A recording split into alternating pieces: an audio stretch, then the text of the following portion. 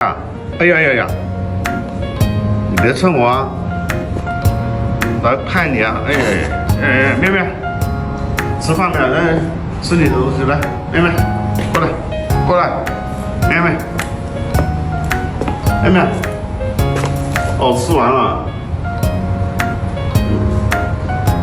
吃啊，对，喝水的，喝水啊。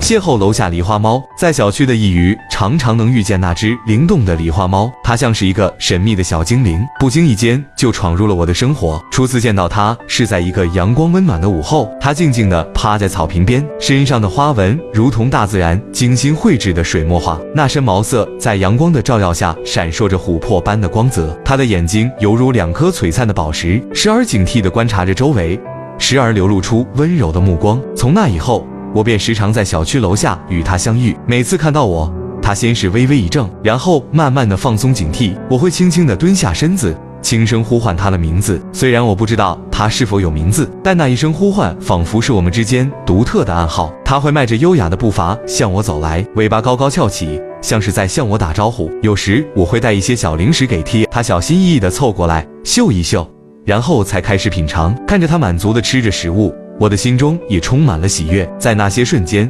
时间仿佛静止了，只有我和他以及那份宁静与温暖。狸花猫也有调皮的时候，它会追逐着飘落的树叶，或是和一只蝴蝶嬉戏。它的敏捷和活泼让人忍俊不禁。看着它在阳光下尽情玩耍，我也仿佛被它的快乐所感染，忘却了生活中的烦恼。与小区楼下的狸花猫互动，成为了我生活中的一道亮丽风景。它用它的纯真和可爱，给我带来了无尽的温暖和欢乐。在这个喧嚣的世界里，它是一个小小的存在，却有着大大的魅力，让我感受到了生命的美好与神奇。你们是生小孩生了？你生了？啊？哎呀，别蹭我，我来拍你就好了，别蹭我啊！真棒！哎，真棒！打滚！哇哦，不错呀！喵们，喂，真棒！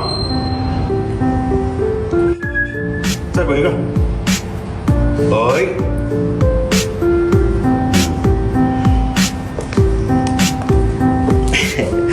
认识我了是吧？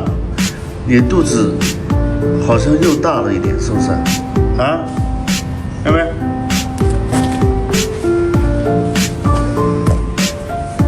走喽。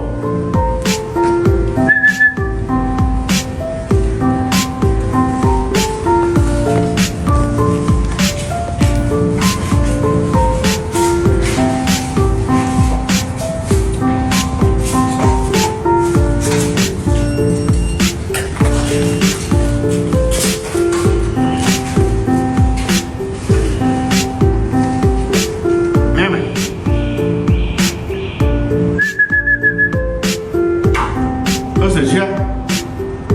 喂，不理我了。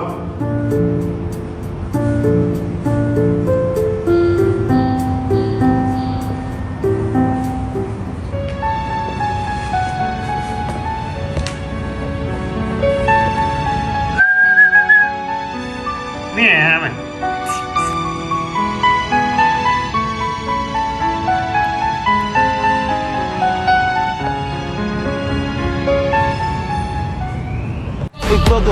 Hey brother, my brother, my brother, hey brother!